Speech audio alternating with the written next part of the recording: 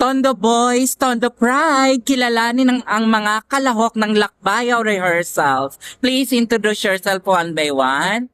Ako po si Luke, 22 years old, Gabarona. Ako si Gil, 31 years old, taga Malabon. Cleon Tolentino, 24 years old, taga Tondo. Okay, one by one kayo ha.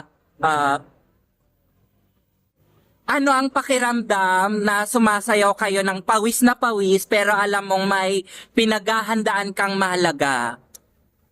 Nakaka-excite yung pakiramdam. Kasi more on cameras, more on pero ang pinaka-the best thing is yung yung panata sa Santo Niño.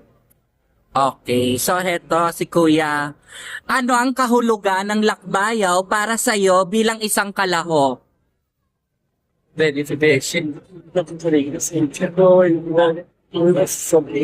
Sige lang, Kuya. Ano din, manata lang sa Santo Niño eh. Taon-taon naman ginagawa na. Okay. So, eto naman si Kuya.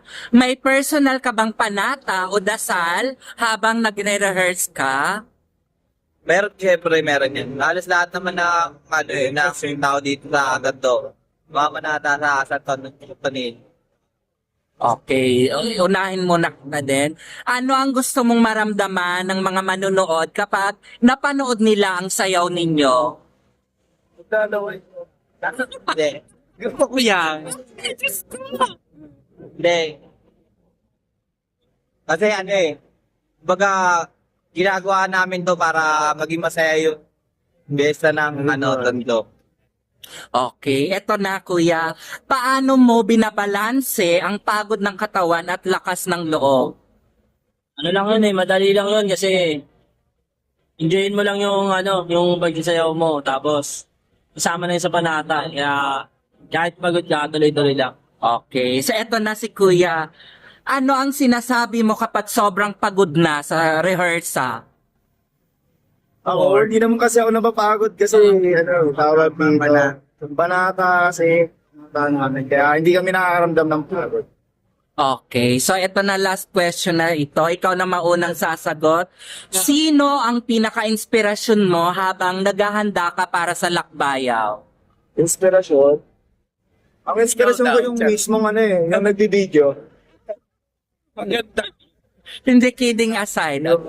Santo Niño talaga. Yun talaga ang pinaka yun talaga ang pinaka-point namin dito. Hindi lang dahil sa pagsasayaw, yung banata. Okay, eto na si Kuya. Kuya, last question na to.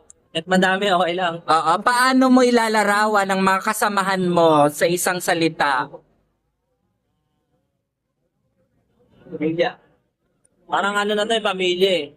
Pamilya, gano'n. Kasi, kami, tulungan din yan, supportahan. Tulungan sa mga hindi marunong, tinutulungan, tinutulungan. Okay, that's good. Eto na Kuya, last na to. Ano ang mensahe mo sa kabataang taga-Tondo na gustong sumali sa Lakbayaw balang araw? Ano ang mensahe mo sa kabataang taga-Tondo na gustong sumali sa Lakbayaw balang araw? Mga gusto sumali dito, pagandaan nyo, masaya to, masaya. Dito kayo makakabuo ng iba't ibang pamilya, kaibigan, na makakasama nyo. At bukod doon, may enjoy nyo. Okay. So, hindi please invite them, the viewers, to follow your social media accounts. Pangalan ko po sa Facebook, Renny David. And sa IG, Renny David din po. Okay. Ikaw, Kuya, promote your social media accounts. Sa akin din, ng MB ko rin, Ken Uy.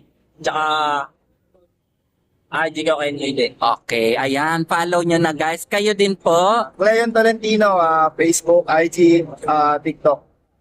Okay. Again, good luck sa inyong Lakbayaw journey. Ayan.